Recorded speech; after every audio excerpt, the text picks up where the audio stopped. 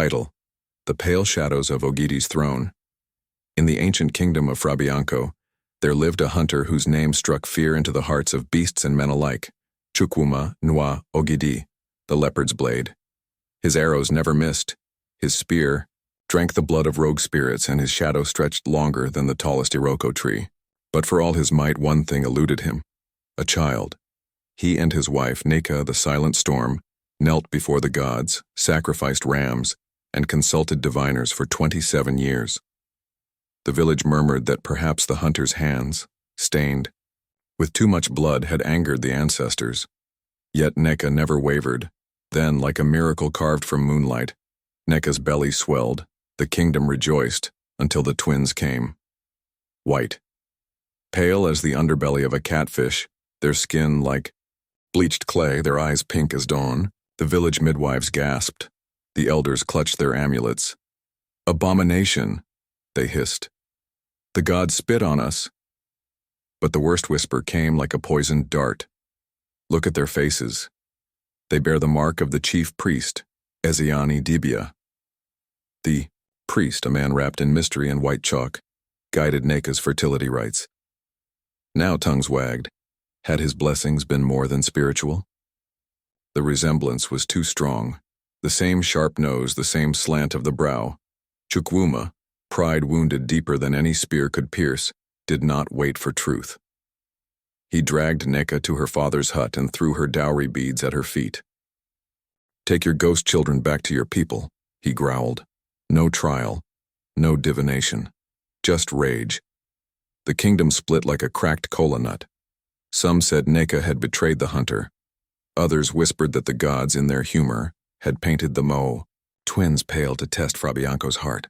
"Even if the priest is the father," muttered the old women. "After 27 years of barrenness, why reject twins, heirs to the throne?" But pride is a heavier burden than shame. Chukwuma refused to bend. Then, one night, as the hunter sat, alone in his hut, the oracle's drum echoed without hands. A voice, thick with the weight of storms, spoke. "Chukwuma Nwa Ogidi, you who hunt everything but the truth. Look again." A mirror of polished bronze rolled to his feet. In it, he saw, not his own face but his grandfather's, a man he had never met, a warrior who had vanished into the lands beyond the desert. A man pale as the moon.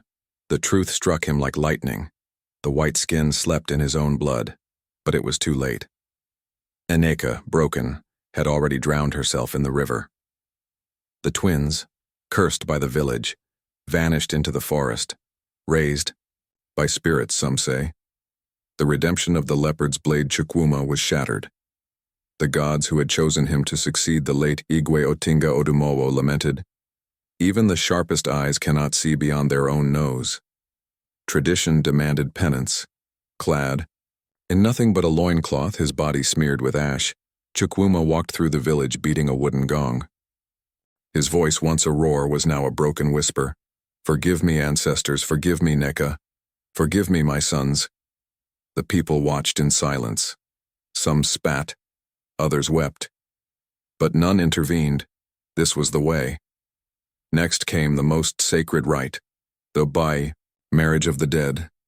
Chukwuma carried Neka's recovered body, now wrapped in the finest aquite cloth, back to his hut.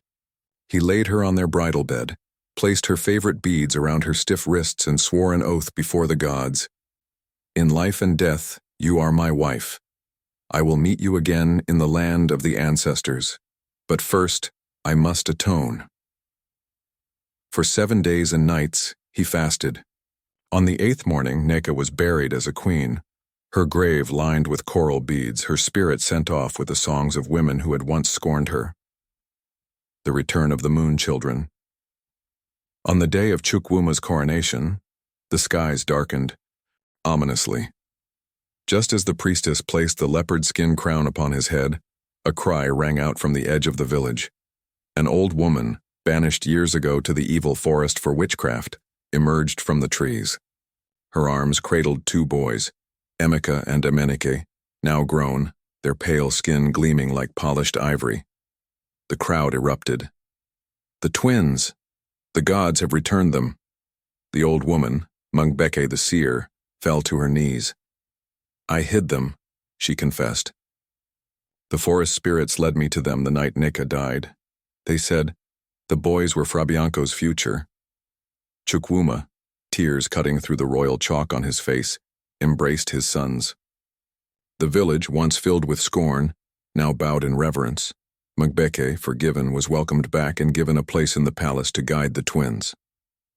"You are not cursed," she told them. "You are chosen." Lessons and call to action pride blinds faster than the darkest night. Had Chukwuma sought truth before rage, Nneka would have lived to see her sons reign. The gods test us in ways we do not understand. The twins' albinism was not a curse, but a forgotten key to their lineage. Redemption is possible, but the cost is high.